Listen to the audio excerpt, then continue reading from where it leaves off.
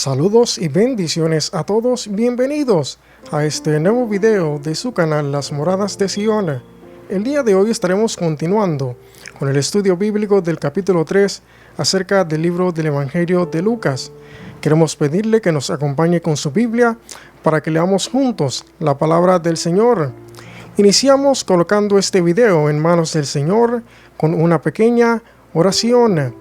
Padre nuestro que estás en los cielos, bendecimos su nombre, alabamos su nombre, reconocemos que usted es el Dios Todopoderoso, Señor, y en este día venimos una vez más para pedirle, Señor, que nos dé sabiduría y entendimiento en este estudio.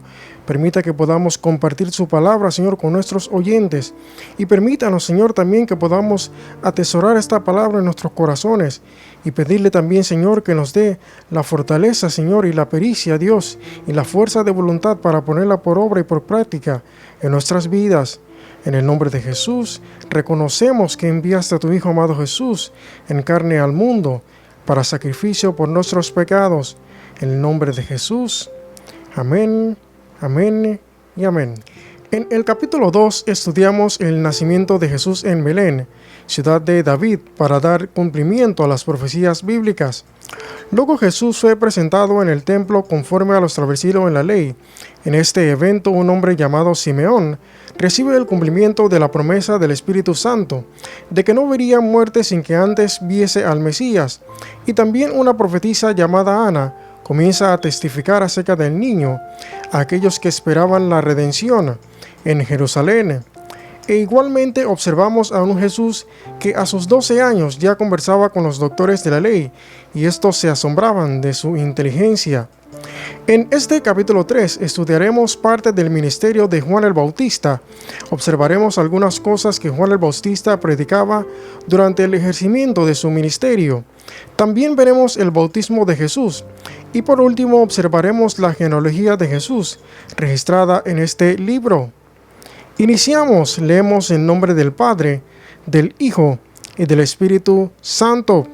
En el año 15 del imperio de Tiberio César, siendo gobernador de Judea Poncio Pilato, y Herodes tetrarca de Galilea, y su hermano Felipe tetrarca de Iturea, y de la provincia de Traconite, y Lisanías tetrarca de Abilinia, y siendo sumos sacerdotes Anás y Caifás, vino palabra de Jehová a Juan, hijo de Zacarías, en el desierto, y él fue por toda la región contigua al Jordán, predicando el bautismo de arrepentimiento para perdón de pecados.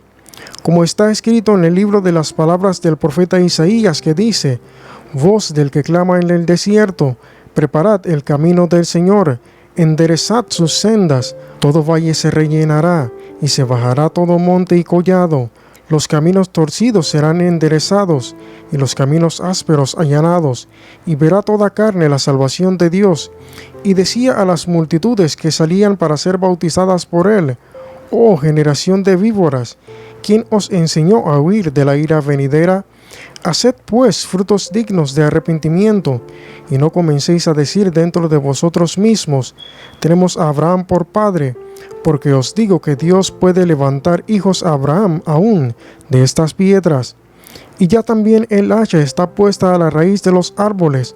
Por tanto, todo árbol que no da buen fruto se corta y se echa en el fuego. Y la gente le preguntaba diciendo: entonces, ¿qué haremos? Y respondiendo les dijo: el que tiene 2 túnicas, dé al que no tiene, y el que tiene que comer, haga lo mismo. Y vinieron también unos publicanos para ser bautizados, y le dijeron: Maestro, ¿qué haremos? Y él les dijo: no exijáis más de lo que os está ordenado. También le preguntaron unos soldados, diciendo: ¿y nosotros qué haremos? Y les dijo: no hagáis extorsión a nadie, ni calumniéis, y contentaos con vuestro salario. Como el pueblo estaba en la expectativa, preguntándose todos en sus corazones si acaso Juan sería el Cristo, respondió Juan diciendo a todos: yo a la verdad os bautizo en agua, pero viene uno más poderoso que yo, de quien no soy digno de desatar la correa de su calzado. Él os bautizará en Espíritu Santo y fuego. Su aventador está en su mano, y limpiará su era, y recogerá el trigo en su granero, y quemará la paja en fuego que nunca se apagará. Con estas y otras muchas exhortaciones, anunciaba las buenas nuevas al pueblo. Entonces Herodes tetrarca, siendo reprendido por Juan a causa de Herodías, mujer de Felipe su hermano, y de todas las maldades que Herodes había hecho, sobre todas ellas añadió además esta: encerró a Juan en la cárcel. Verso 1. Observamos que se describen ciertas jerarquías de líderes que gobernaban en aquella época. Se habla acerca del año 15 del imperio de Tiberio César, emperador romano. En este año Poncio Pilato era gobernador de Judea, Herodes tetrarca de Galilea, su hermano Felipe tetrarca de Iturea y de la provincia de Traconite, y Lisanías tetrarca de Abilinia. Verso 2. En aquel mismo año, Anás y Caifás eran sumos sacerdotes. Describe este verso como en aquella misma época vino palabra de Dios a Juan el Bautista, estando en el desierto. Juan el Bautista, quien era hijo de Zacarías, sacerdote, del cual hablamos en el capítulo 1. Verso 3. En vista de la palabra recibida por parte de Dios, Juan el Bautista fue por toda la región contigua al Jordán, predicando el bautismo de arrepentimiento para perdón de pecados. Juan el Bautista predicaba que la gente debía bautizarse para demostrar que se habían arrepentido de sus pecados, para recibir perdón de Dios. En el verso 4, como estaba escrito en el libro del profeta Isaías, Isaías pues había profetizado acerca de Juan el Bautista, cuando dijo lo que observamos desde el verso 4 hasta el 6, diciendo: voz del que clama en el desierto, preparad el camino del Señor, enderezad sus sendas. Todo valle se rellenará y se bajará todo monte y collado. Los caminos torcidos serán enderezados y los caminos ásperos allanados, y verá toda carne la salvación de Dios. Esta profecía se encuentra en el libro de Isaías, capítulo 40, versos del 3 al 5. Continuamos en los versos 7 y 8, donde dice que Juan el Bautista decía a las multitudes que salían para ser bautizadas por él: oh generación de víboras, ¿quién os enseñó a huir de la ira venidera? Haced pues frutos dignos de arrepentimiento, y no comencéis a decir dentro de vosotros mismos: tenemos a Abraham por padre, porque os digo que Dios puede levantar hijos de Abraham aún de estas piedras. En el Evangelio de Lucas se menciona de una forma general que Juan el Bautista decía esto a las multitudes. Sin embargo, para lograr explicar nuestra perspectiva referente a esta expresión de Juan el Bautista, necesitaremos tomar como referencia el Evangelio de Mateo capítulo 3, versos del 7 al 9, en donde se muestra cómo muchos de los grupos de los fariseos y los saduceos venían a su bautismo. En aquella época, algunas personas de esos grupos religiosos venían también para ser bautizados por él. Otros únicamente venían para verlo bautizar, porque a su vez muchas otras personas de esos grupos religiosos tampoco creían en su bautismo. Pues en este pasaje se refleja cómo Juan el Bautista les decía a los fariseos y a los saduceos esto mismo que leímos entre los versos 7 y 8 de Lucas: oh generación de víboras, ¿quién os enseñó a huir de la ira venidera? Esa era también la misma expresión que utilizaba Jesús cuando se veía cuestionado por estos mismos grupos religiosos: oh generación de víboras, como podemos verlo en Mateo capítulo 12, verso 34. Así que es cierto que Juan el Bautista predicaba el arrepentimiento para todo el pueblo en general. Sin embargo, lo que recibimos en esta fracción entre los versos 7 y 8 de este capítulo 3 de Lucas es que Juan el Bautista decía esto de generación de víboras, quien os enseñó a huir de la ira venidera, a aquellas personas de estos grupos religiosos que acudían a su bautismo. Continuamos en el verso 9. Y Juan el Bautista dice que el hacha está puesta a la raíz de los árboles, y todo árbol que no da buen fruto se corta y se echa en el fuego. En este verso Juan utiliza un lenguaje simbólico para referirse al hombre. Esta expresión también la utilizó Jesús en el Evangelio de Mateo, capítulo 7, versos 18 y 19, cuando enseñaba acerca de los falsos profetas. Dijo que no puede el buen árbol dar malos frutos, ni el buen árbol dar buenos frutos, y todo árbol que no da buen fruto es cortado y echado en el fuego. Pues tanto en este capítulo 3 de Lucas, como en este capítulo 7 de Mateo, esta expresión fue empleada para referirse a estos grupos religiosos o a los profetas que eran falsos, para expresar que serían extraídos como aquel árbol que no es fructífero. Pues en un término general, en vista de que el simbolismo espiritual del árbol representa a todo hombre, ambas expresiones significan básicamente lo mismo, pues este verso no se refiere a que ocurriría una deforestación masiva de árboles que no dan fruto.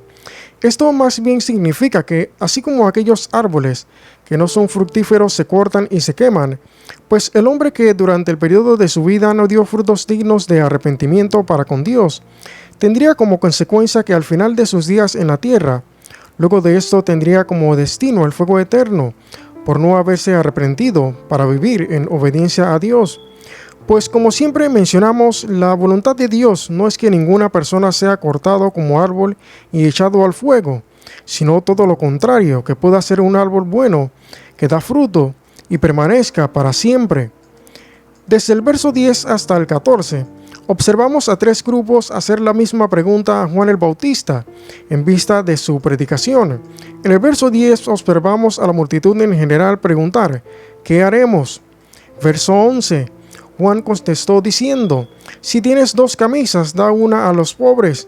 Si tienes comida, comparte con los que tienen hambre. Verso 12, ahora un grupo más selecto que también había venido para ser bautizados. Este era el grupo de los publicanos, quienes eran cobradores de impuestos corruptos. Preguntaron diciendo: ¿qué haremos? Verso 13, Juan contesta diciendo: no exijáis más de lo que os está ordenado. En el verso 14, ahora le preguntan unos soldados diciendo: ¿qué haremos? En este mismo verso, Juan contesta diciendo: no hagáis extorsión a nadie, ni calumniéis y contentaos con vuestro salario. Podemos ver reflejado en estos versos que Juan el Bautista se caracterizaba por reprender el mal, y esto es básicamente lo que podemos ver en estos versículos, en las interacciones con cada uno de estos grupos. De acuerdo a la pregunta de cada uno de ellos, Juan el Bautista les enseñaba, reprendiéndoles y exhortándoles, de acuerdo a las debilidades que se hallaba en cada uno de ellos. Juan el Bautista reprendía desde el más pequeño en el pueblo, hasta incluso las autoridades del mismo. Así como en unos versículos más adelante veremos a Juan el Bautista reprender a Herodes tetrarca, quien era el gobernador de Galilea en aquella época. Verso 15. El pueblo estaba a la expectativa porque esperaban al Mesías y querían saber si Juan era el Cristo. Este verso es bastante interesante, ya que muestra el impacto que causó el ministerio de Juan el Bautista, ya que la gente se preguntaba en sus corazones si Juan sería el Cristo. Verso 16. Observamos algo interesante en vista de la expectativa del pueblo. Juan responde a su inquietud diciendo: yo a la verdad bautizo en agua, pero viene uno más poderoso que yo, de quien no soy digno de desatar la correa de su calzado. Él os bautizará con Espíritu Santo y fuego.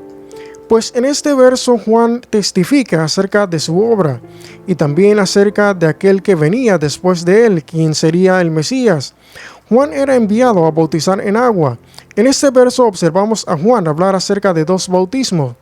Uno, el bautismo en agua, el cual mencionamos anteriormente que realizaría Juan el Bautista, y el otro bautismo en el Espíritu Santo y fuego, el cual realizaría aquel que venía después de él, refiriéndose al Mesías. Pues primero el pueblo, al ser bautizados en agua, recibirían todo lo que implica este bautismo. Tendría como manifestación que adquirían perdón de pecados por parte de Dios y realizarían una confirmación pública de haberse arrepentido. Por otra parte, en el bautismo del Espíritu Santo y fuego, recibirían todo lo que implica este bautismo. Igualmente, aquellos que creyesen en aquel que llegaría después de él, ahora vendrían a tener como evidencia de que el Espíritu Santo estaría sobre ellos y recibirían la manifestación de los dones del Espíritu Santo. Verso 17. Juan el Bautista continúa diciendo: el aventador está en su mano, y limpiará su era, y recogerá el trigo en su granero, y quemará la paja en fuego que nunca se apagará. Juan continúa hablando simbólicamente, diciendo acerca de aquel que bautiza con Espíritu Santo y fuego, sea el Mesías, que él recogería su trigo en su granero, y quemaría la paja en el fuego que nunca se apagaría. En el simbolismo de que al momento de la siega, el Mesías recogería el trigo en su granero. El trigo simboliza a los redimidos, aquellos que ponen su fe en Él, serán recogidos. Estos irán a su granero, o sea, irán a su morada, estarán con Él en la morada celestial del cielo. Ahora, por otra parte, no así la paja. Dice que la paja se quemará en fuego que nunca se apagará, pues la paja ahora simboliza a aquellos que no pusieron su fe en el Mesías durante el periodo de su vida, pues estos tendrían como destino aquel fuego que nunca se apagará, el cual se encuentra en el Hades.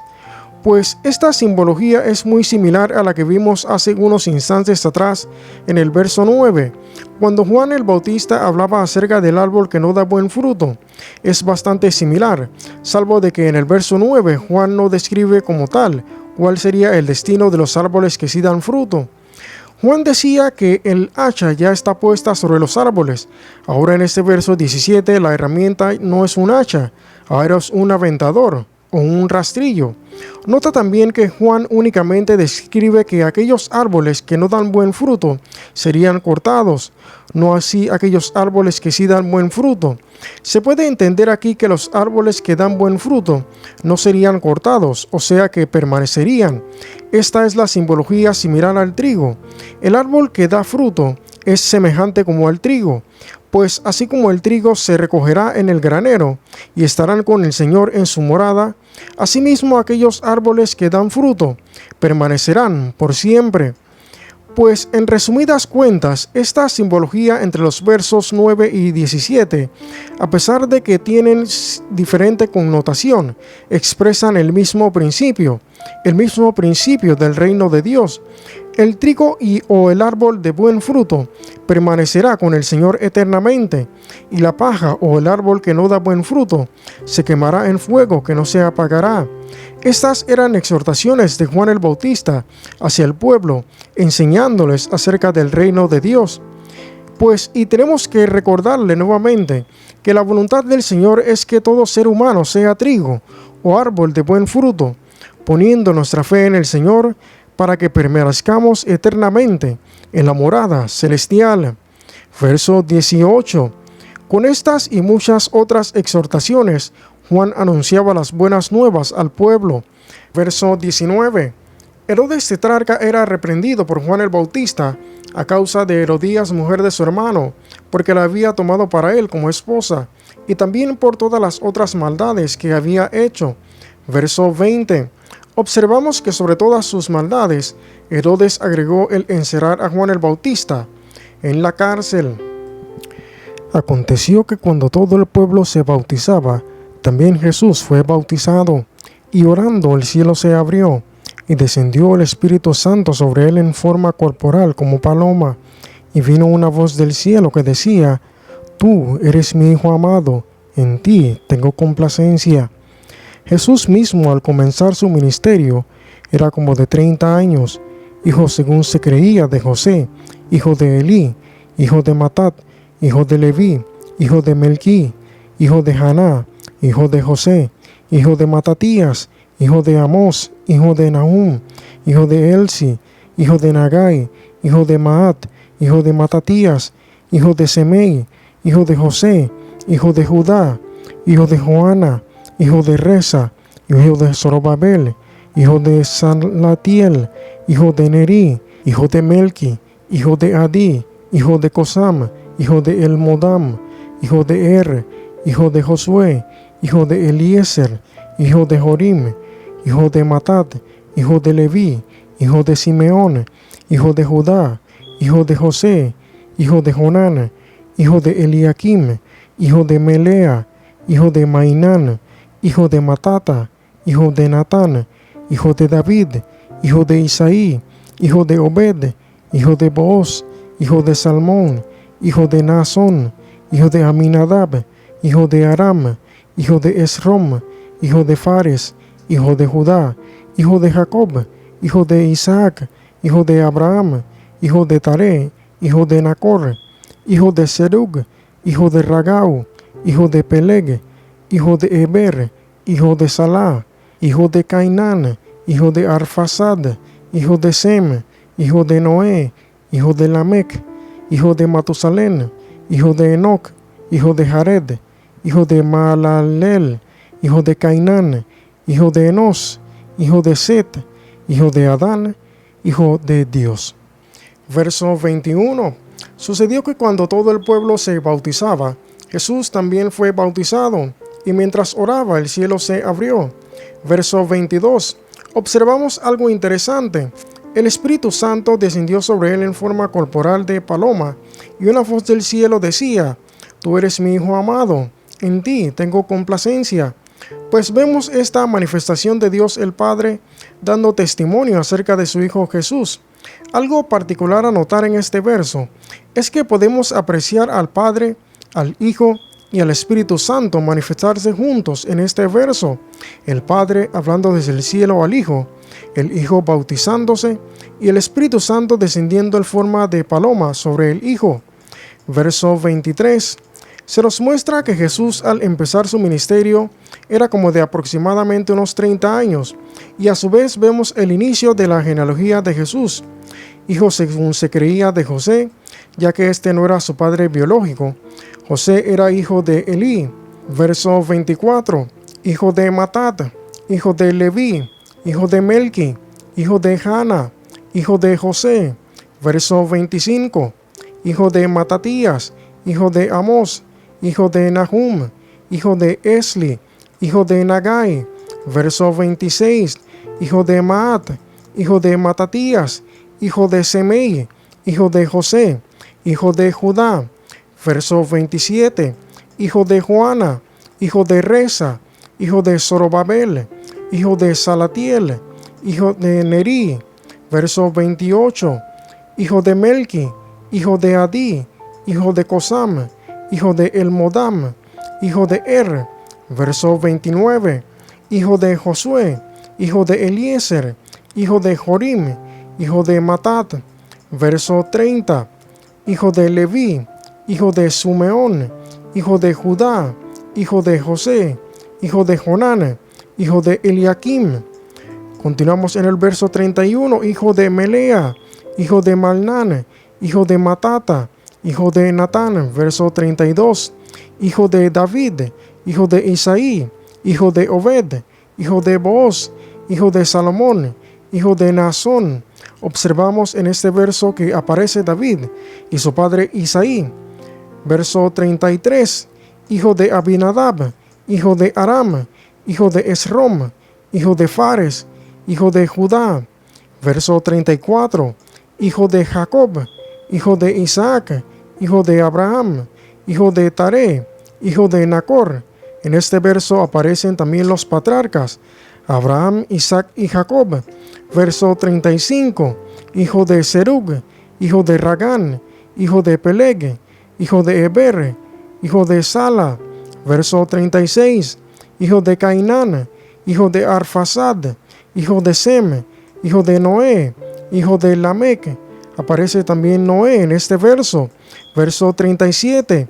Hijo de Matusalén, hijo de Enoc, hijo de Jared, hijo de Maalalel, hijo de Cainán. Verso 38. Hijo de Enos, hijo de Sete, hijo de Adán, hijo de Dios. Y finalmente toda la genealogía de nuestro Señor Jesucristo se remonta hasta Adán, principio de la creación. De esta manera hemos concluido este capítulo 3. Observemos algunos puntos sobresalientes. Número 1.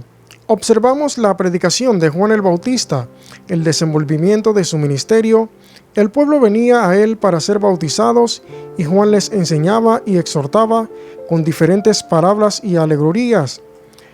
Número 2. Juan el Bautista es encarcelado por Herodes. Número 3. Observamos el bautismo de Jesús y cómo en este evento ocurren señales de Dios.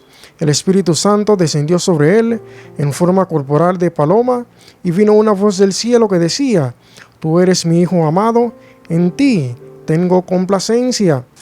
Número 4. Como último punto, concluimos este capítulo visualizando la genealogía de Jesús. Te agradezco por habernos acompañado en este video. Déjanos saber tus comentarios, que Dios les bendiga y que la gracia de nuestro Señor Jesucristo esté con todos ustedes. Saludos y bendiciones.